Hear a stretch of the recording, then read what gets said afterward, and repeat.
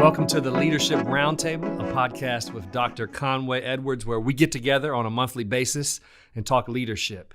We believe when the leader gets better, everyone gets better. And before we jump in today, we really have something special coming up this week that we do not want you to miss. It's the Climb Leadership Conference. This is our annual leadership conference, and I really believe pastors, leaders, this is so important for you to get encouraged, inspired, refreshed, because if you're not growing, if you're not moving forward, if you're not progressing the mission that you have, then you're just headed backwards. There's no such thing as neutral. So we really think it's important for pastors and leaders to unplug, to get out of what's normal for you and to get away for a couple of days and get encouraged and get energized and see something new. So that's the Climb Leadership Conference. Coming up this week, January 23rd through the 25th. Speakers, the guests that'll be here are amazing. You do not want to miss it. Plano, Texas. If you are anywhere close, make sure you get here and visit us at climbconference.com. We'd love to have you as our guest at this conference. Now, as we jump in to our roundtable for this week, we're here talking about evaluating the past and then scenario planning for the future and how we can be intentional in our churches and organizations and planning for what God has for us in the new year, in the new quarter. So we've got some tools that we want to go through today to do that. So I've got none other than the Dr. Pastor Conway Edwards with us today. How you doing? Man, I am excited. Thanks for hosting again, and it's just a great time. Looking forward to it. I think we're going to have some fun today, and I think we're going to help some pastors today because the tools we use here, I think, are incredibly beneficial. It's helped us, and so we want to pass some of these resources that we have on to other pastors, ministry leaders, so that we can become a little more effective at taking the gospel ball and moving it forward. So I'm pretty excited about that. I'm also excited about the conference coming up next week. I think it's going to be great. You do not want to miss it. I've got 5 of my dearest friends who will come and share, preach, teach, pontificate, all of the above. It's going to be amazing. Looking forward to that. If you can get here, get here. If you can't afford it, we'll bless you. It'll be free for you if you can't. I probably shouldn't have said that, but that's all right. Yeah, not on the podcast. But it's all, yeah. We'll God's been gracious to us. We can bless other people too.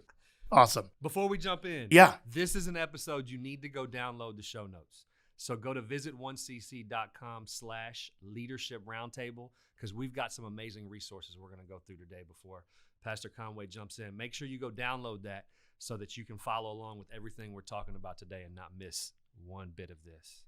You bet. One of the things we do, some people don't know this, Pastor Matt, is we've got about 400 systems of every area of our church that we do. And so today, as we evaluate the past and try to forecast what might happen in the future, we've got some tools to do that. We're going to show you 4 of them today. And I think they're all critical in looking back and seeing what God has done, where we are, honestly, and then next time we'll meet, we're going to talk about how do you try to predict what God might be doing in the future, and how do we try to catch the wave that He's created, and how we can ride it the best we know how. So here we go. Come on. Let's go. So the first one is the 7 cycles of a church. And we want to be able to evaluate where we are as a church. Now, this is a tool that we've learned from another leader from. His name's Tony Morgan. He's written a book called The Unstuck Church. And it's important for us to know the 7 cycles and to also be able to identify where we are so that we can see where we're going. So Pastor Conway, could you walk us through, it all begins with the launch phase and how we progress through this as we grow in our organizations? Yeah, I think it's huge. We just started using this one as the first layer of evaluation when we look at our church and ask ourselves some questions real honestly. And so if you don't have Tony Morgan's book, you probably need to go get it because we think it's critical in evaluating where you are as a church and just having your leadership team speak honestly about where you are. And there's some testing there you can take as well. But he gives us 7 cycles. Cycle number 1, obviously, is launch.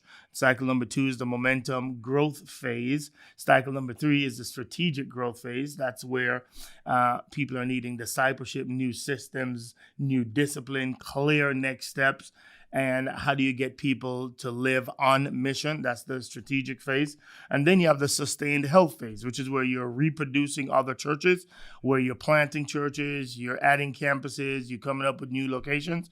And then the maintenance phase, which is where you focus on implementations. You now try to get back to being an outward focused church. And then the preservation phase, where we're just holding on, we're not growing, we're actually dying. And now we're trying to figure out how do we preserve what we have. And then the life support phase, which is where the church is really looking bleak. And they're trying to figure out, do we need to be bought by somebody else? Do we need to close the doors? So on and so forth. The preservation phase, though, Pastor Matt, number 6 is really a critical phase for churches, because most of the time churches are dying and they don't know it. Let's talk a little bit about that. 10% of your church leave for one reason or another. Let's talk a little bit about that because you've done a little bit of work there. Tell us a little bit about that whole 10% are going to leave, so you've got to have the same attendance. That's right. Over the year in first-time guests. Talk to us a little bit about that. So yeah, if in our churches we're just maintaining, we're really going backwards. Because what statistics show us is 10% of our churches 10% of our people are going to leave within a year. That could be they're leaving because they move. It could be leaving because they had a family emergency. Could be they're leaving because they're mad at you for some reason. It could be any reason. It could be something they're going through. But stats show us that 10%, if you just go on cruise control, every year you're going to lose 10% of your church. So you're dying if you're just cruising in neutral. So what we have to do as leaders is we have to figure out how can we overcompensate. The way we do that at our church is we've calculated what you need to do throughout a year. And what you need to do is, if your church attendance is, say, 100 people, and you're going to lose 10%, that means you're going to be down to 90 people at the end of the year. So what you want to do with that 100 is you need that 100 to be your goal for first-time guests at your church in any given year. Here's why. Because if you have roughly 100 guests, stats are going to show you that you're going to keep about 10% of your guests. So if you match your attendance with first-time guests, then you'll be then just really hitting neutral. It's then if you go above and beyond that. So whatever if you're at 100 people and you invite 100 throughout the year, then you'll be maintaining neutral. If you go above that and you get 110 first-time guests throughout a year, then you might gain 20 people, and then throughout the year after you lose your grown a little bit. That's right. And also, in addition to that, you have to remember that we only keep 10% of the people that come as guests. Now, if you're really good at assimilation and if you're really good at first-time guests and managing them at first impressions, then maybe you get up to 20%. But the stats tell us that about 10% is what you gain, which means we've got to work that much harder to gain and increase that number of first-time guests coming in so that we can see people win to Christ and see people grow in Christ. So that's just one of the things, especially with preservation, that I think we've just got to remember that and use that as a tool to help us motivate, inspire, and get passionate about winning people to Christ and growing people up in Christ. Any of these you want to zoom in on, Pastor Matt? Well, I really think when I look at this chart, I've heard you talk before. I see two things on this chart. I've heard you talk about the difference between pioneers and settlers. And I think as we're going up this chart, we have a pioneer spirit. We are taking new land. We are excited. We are charging. We're doing whatever we can to be innovative. We are trying to reach people at all costs. And then something happens when we crest over the top of this, where we start to preserve and become a settler. And you've probably experienced this, where all of a sudden, instead of pioneering, you are now more concerned about the color of the chairs in your church, about the lines that you have vacuumed in the carpet. You get so concerned. We get so concerned about everything, about just maintaining what we have, that we lose the pioneer spirit. And we've got to figure out how, when we get to the top of this, that we do something to reignite a spark in us to start pioneering again and make ourselves uncomfortable and give ourselves the passion that we had when we first got started of reaching people. Jesus Christ. No, I think that's huge. And I think what gets churches after the launch phase going, blowing, and growing, is the whole idea of this this founder's mentality, which has an obsession toward the front line, the people who are coming in the doors. And there's this passion to make sure people have a great experience. There's this owner's mindset that says everything matters. We have to create great environment. We have to pray harder than we've ever prayed before. We've got to do more outreach than we've ever done before, because the founder's mindset is, I will do whatever it takes because I care about lost people being found, and I care about found people growing in Christ. What happens over time is then managers take over, or bureaucrats take over, and they forget this whole front line obsession, the fact that we've got to make sure we're listening to the needs of those who are coming in the doors, and we then start to focus on myself and ourselves as leaders and what we have. And so we lead usually to the oldest person in the crowd, or the oldest person in our congregation, and then we become managers. And over time, we forget our outward focus, and because of that, we usually start going into maintenance mode, preservation mode, and life support. And so we just have to remember why we started and focus in on an obsession for the front line, people who are coming in for the first time, an obsession for prayer, dependency, trust, and believing God to do great things, and an obsession of a passion to see lost people come to Christ. And so those are some of the things I think that will help us move and maintain. So when we look at this chart, we ask ourselves, where are we at now? Where are we trending? And then what are the next steps we need to do in our evaluation process to make sure we begin another S-curve going up, as opposed to start tracking down to maintenance, preservation, and life support? I got to ask you a question. Oh, yeah, come on, let's do it. About a year ago or so, we had one of what many people would call the most successful Easters we've ever had. If you're just measuring numbers and attendance, we had one of the biggest Easters we've ever had at our church. And then we came in for our leadership core team meeting 2 days after Easter, and everybody was on cloud 9 about what had just happened. But you came in with a little different mission. And could you tell us a little bit about how you came in and why you came in, why that was so important? Yeah. So one of the things, so usually after God does something miraculous in our presence, I usually have to ask the question, okay, how did we get here? And what's God doing here? And so oftentimes I'm reflecting, asking God, what are you doing? How did we get here? And so coming into that meeting after that Easter, I simply asked the question to God. I'm saying, okay, God, what's up? And I just got an overwhelming sense that the habits that got us to where we were was not going to get us to the next level, because I thought we had a few people that had great habits that God used to propel us to where we were, but the habits weren't embedded all the way through the organization. So my very humble talk at that time was that God blessed us beyond our capability and beyond our capacity. And if we wanted him to bless us at the next level, whether that's 1 year from now or 10 years from now, then we just have to get better across the organization, across our church, of having healthy habits that will sustain whatever God might want to do. Because the potential is there for him to give us too much, and it causes us to crack, unless we're healthy enough and can sustain and maintain what he's blessing us with. So my concern and my talk in that moment was, do we have the habits to sustain us and to sustain what God has already given us? And then perhaps even if he wants to go further, do we have the capacity and the internal discipline to handle whatever he might want to do next? So I think some people were a little shocked that I was not as excited as everybody else was. Well, I don't think it really came across as gentle as you just shared with those listening with us. But I think really what happened was you were creating a sense of urgency and realness, and most people were ready to celebrate and just let's all just have a praise party. Right. But it was, no, we've got a sense of urgency. And we did have a little party. But it wasn't, you're right. It wasn't just as long as some people perhaps wanted it to be. But yeah.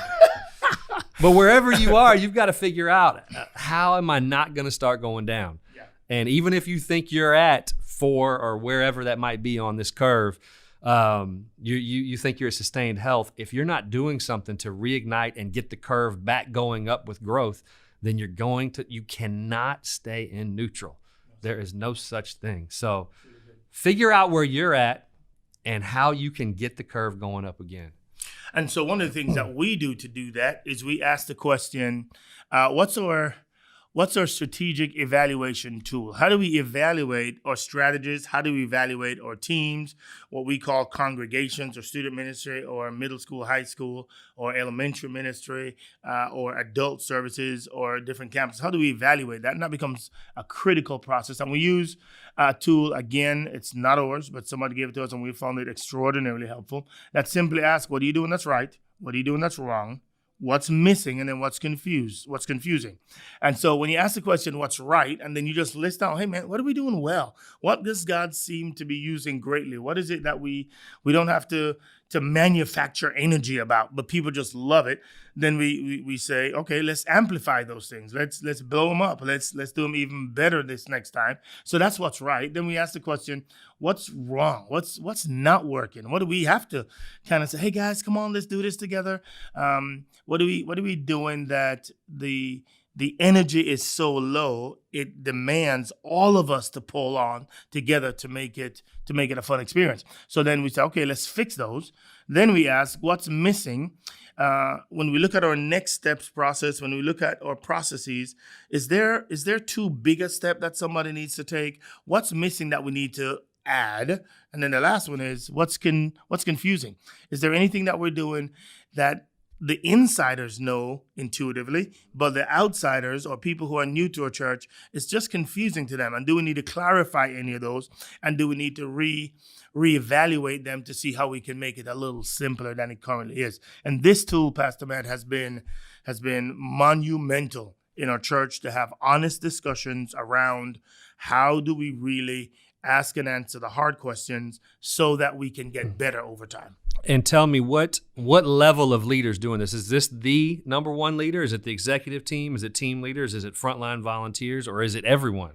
Yeah, and so all the frontline volunteers are doing this and asking everyone else for input into how their ministry areas are going. So whether it's our communion team, whether it's our overseers, whether it's our elementary team, they're using and getting all their volunteers together and getting healthy feedback from them and saying, hey, tell us what you think we can do better. Tell us what you think we do well. Tell us what you think's missing. Tell us what you think's confusing. And they all bring that kind of an insight back. And then they bring that up to our executive team from the different areas. And now we can have a holistic perspective on how our church is doing as a whole. And then even, we'll talk about this when we talk about strategic future. And then how do we need to reallocate resources to leverage what we're doing right, to fix what we're doing wrong, to solve what's confusing and what's missing. So that's kind of how we pull that off. What are your thoughts? Well, I think it's real easy for leaders, for us to lose sight of what's happening on the front lines. Mm-hmm. We can get so caught up on vision and what we're doing and leading the highest level leaders that this tool gives us an opportunity to see what's really happening on the front lines of ministry, the front lines of our organizations, and keeps us in tune with reality so that we don't miss reality, so that there's a good chance that there's problems, that there's issues, that there's things that are confused about in your church leader that you don't even know about, that others are confused about, others are talking about, that you don't even know about. And you think you do know, but you're missing some of the things that are a few levels down below you. So this tool will give you a chance to go through and get a comprehensive perspective from everyone and how you can grow as an entire organization. So I think that's valuable at every level to go through and work through this. All right, so let's look at, I think we should look at only one more. We said 4 initially, but I think we can only do 3. We'll continue it next week. All right. So we'll do a little bit of the evaluation next week, one more tool that we use, and then we'll kind of show you our 3 or 4 forecasting tools that we use for greater effectiveness to seek and take advantage of unique opportunities, to have resources that we might not even know where we're going to use it yet, but maybe God shows us an opportunity that we have to take advantage of. But I really love our 10 metrics that we use to evaluate health and our lead and lag results. So Matt, why don't you tell us a little bit about this whole lead and lag? A lot of people know about it, but just perhaps somebody has not yet heard about it. So let's talk about that, and then let's show them the 10 metrics we use. So most of us work through goals, and we set a goal, an attendance goal, a number of people in small groups goal, a first-time guest goal. We set these goals, but we don't necessarily always do all the work that leads into accomplishing those goals. And a lot of times when we get to measure the goal, whatever it is, and we wonder why in the world did we not get there, we haven't done the work. We haven't put in the work. Right. So the lag goal is something that happens. You measure a result after whatever has happened, after a church event, the conference, whatever it is. But the lead measures are the things you do to get to that result. Right. So if your goal is to have whatever your attendance goal is, let's say it's 1,000 people at church this weekend. One of your lead measures might be, well, we need to go out and personally invite 150 new people this week. We might need to send a mailer out to 1,000 people. We might need to pass out 250 flyers. And what you've done is you've given yourself a system and a process to achieve the goal that you want to measure on the end. So you've got to have good lead measures and lead goals if you even have a chance of sniffing out what your lag goal or your result is. So these are all ways, this is 10 metrics we measure to help identify, are we going to get to the lag, the results that we want to get. Another way to look at it is you can control the lag. That's what God does. What you can do is you can do a healthy input, and you can have, here's what I can do. And then you let God determine what he wants to do. And so the lead measure is what you can do. I can spend 30 minutes in prayer every day. And then you let God determine what the results of that might be. And so that's how we kind of use them. So let's give them some lead measures that we evaluate to determine how healthy or unhealthy we might be at a particular time or a particular ministry. Right. So the first one is a secret guest survey.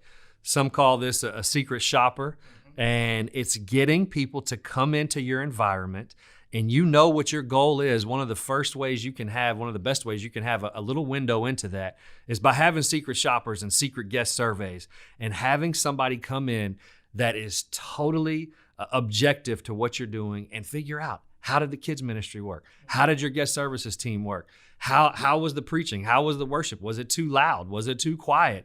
Were the bathrooms clean? And what you can do is you can begin to have a metric where you measure from an objective source, and you might need to pay somebody, and it doesn't matter. It is worth it, because anybody on your team that you try to have do this, they're a little bit biased. So you've got to have an unbiased perspective to come in and evaluate secretly and anonymously how you're doing in many areas of your church. No, that's good. So the next one we use is the first-time guest surveys. I think that's a huge benefit that a lot of people leave out. After we get any guests coming to our church, we send them a survey and we say, hey, just tell us a little bit about your experience. How was it? What does it look like? What did it feel like? Where areas can we do better? What did you like the most? What didn't you like? And you get a fresh pair of eyes looking at what you look at every single day. And so a lot of things that happen, we just say, okay, that's how we do it. But it might be offensive to a first-time guest. It might be uncomfortable for them. So we try to seek out how we can get better over time. And the next one we do is a facility audit. So one of the things I think you're especially good at, and we're training our team to be good at here, is on Monday after church, just getting a fresh set of eyes walking through your building or your facility or the school you meet in, the hotel you meet, whatever you have to do to walk through and freshly see what's going on. Because I don't know if it's a stat, I hear most statistics are made up, but after you walk by something, I think you say 3 times, it becomes normal. That's exactly right. I have a particular passion for this only because in college I did a little bit of landscaping. And so I care deeply about your curb appeal when you drive up. What does it feel like? What does it look like? Depending on the community you're in, if that's normal for the community you're in, for your curb appeal to be a big deal, then you've got to make sure it is.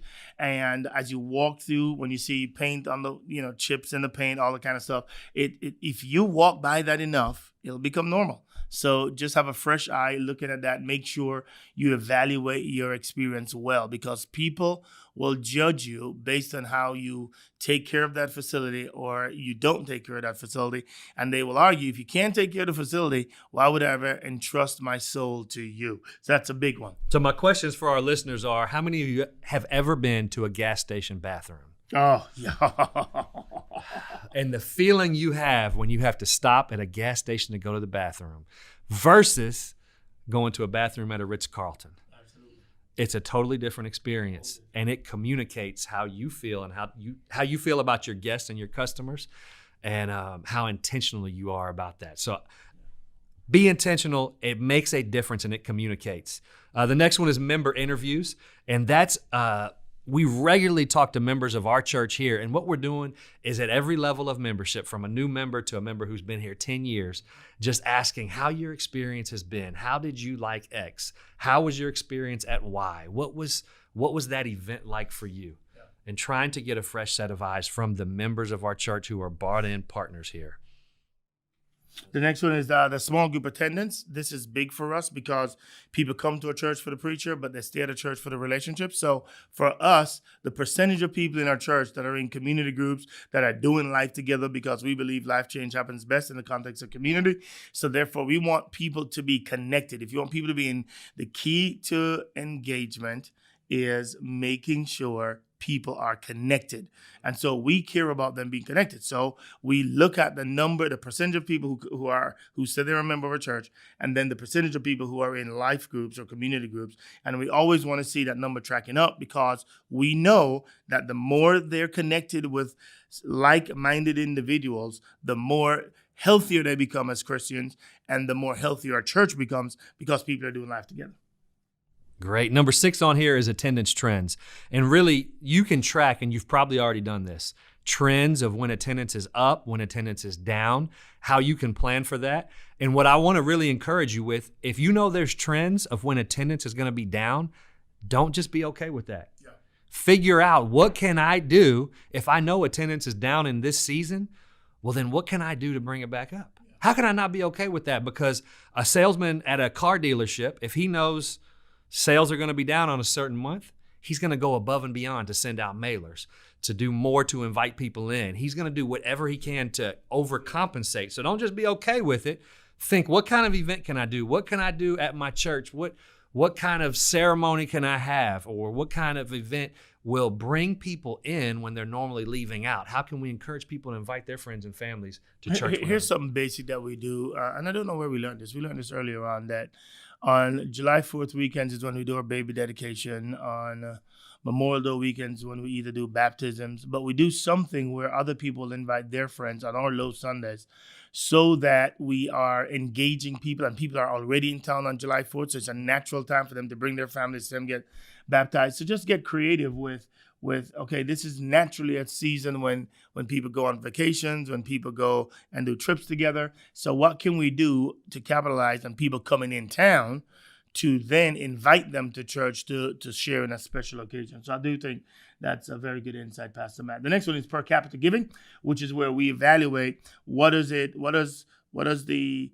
average person in our church give, and then how we try to compare that with the next one, which is family income in our community, and try to figure out what's the average household income for our community, and then what does the per capita giving in our church looks like, and then we compare it with other churches to see what does that per capita church look like. And that sometimes lead us to doing a little more teaching on giving, that perhaps lead us to ask the question, are there easier ways that we can give people opportunities to give, or should we start a class to show people the importance of stewardship, perhaps a Dave Ramsey class, which we do twice a year, but something like that to determine what is it that's causing people to give more and in their generosity, or why is there a lag in giving, and how can we teach people and shepherd people through that opportunity to be a blessing as God has blessed them. That's right. And the next one is conversion trends. And we're intentional with measuring not just salvations, how many people raise their hand, not how many people fill out a card, but how many people from when they do that to to going through a spiritual growth class to actually getting baptized where they're going public and saying, you know what, I want to tell the world that I believe in Jesus. So we're measuring not just guests, but how many new believers, how many baptisms, how many people are finding new life in Christ in our church. And that should be a big percentage. And it shouldn't just be kids. It should be kids, students, and adults at every level, measuring and setting goals of how we're trying to trust God to see new people find life in Christ. That's incredible. And then lastly, we do or giving versus budget trends year over year. What did we budget? What did we actually bring in? And we try to evaluate that based on the weekly process as well as based on year over year. Are we up? Are we down? Why is that? Is it giving us an indication that we're unhealthy in a certain particular way? Are we trending that, or people are becoming a little more frugal in their giving, and why would that be? And it forces us to ask some questions, and then it might force us to have some conversations with some of the people on our team, some of our givers, to see what might be problematic and how can we address it if it needs to be addressed. Another great set of tools, 10 metrics to evaluate your church's health. We've talked about the right, wrong, missing, and confused. And then we've also talked about the 7 cycles of a church. Make sure you download these, get the show notes. Thank you, Pastor Conway, for being with us today. Come on, love it. For those listening, we want to thank you for joining in. We want to encourage you, whether you're listening on your podcast app or on Google Play, wherever you're listening, to please, if this has been helpful to you, leave us a review or set a rating for us. That would be extremely helpful in getting the word out. Also, go to our webpage, visit 1cc.com/leadership roundtable. And again, we want to remind you, our leadership conference is January 23rd through 25th. We'd love to have you as a guest. You can get all the details at climbconference.com. Thank you again. We'll see you next month. Have a great, great month as you start your year in a great direction.